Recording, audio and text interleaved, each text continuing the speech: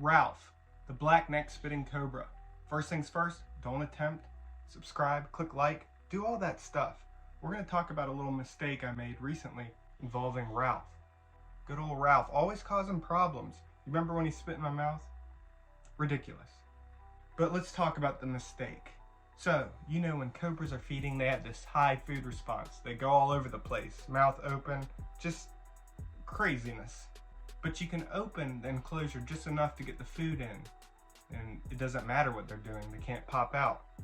So I don't typically have the goggles on. I just open it enough, put the food in, and that's that. This time, again, didn't have goggles on, they were on the opposite end of the room. Opened a little bit more than typical, I don't know why. Maybe I just wasn't thinking or didn't care. He shot out, fell on the ground. Okay, I'm walking to get the goggles. I look back and see he's going behind a bunch of enclosures. Now, it's not like he can go anywhere, but the problem is the annoyance of waiting or moving everything to get him. So I run back over and grab him by the tail. So you know, I've mentioned many times about situations like this where a snake falls on the ground, especially babies or wiggly snakes such as Ralph.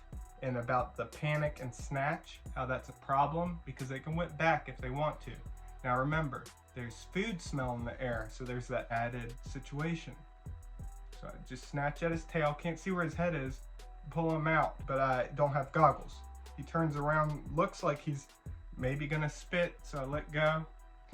Starts going back behind the enclosures, snatch again, put him back in, and that's that.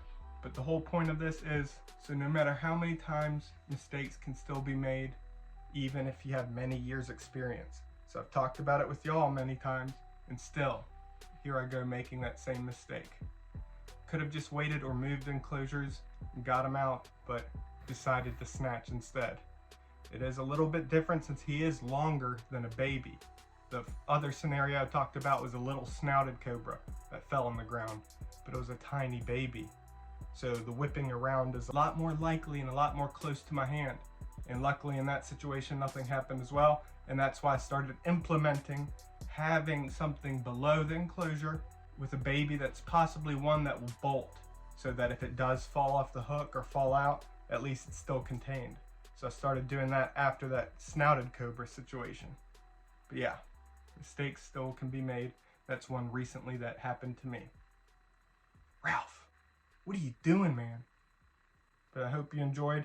I was gonna do a cleaning day video, but I thought I'd share this one with you since it happened last week. But I love y'all, click subscribe. Big shout out to my channel members. Now if you'd like to support my channel, consider becoming a channel member. Get early access to videos, exclusive videos, stuff like that. Click the description, join the Discord, follow me on Instagram. Animal Con, September 15 through 17, Orlando, Florida. Use code MARK10, save $10 off. I'll be there. It's coming up. Love y'all.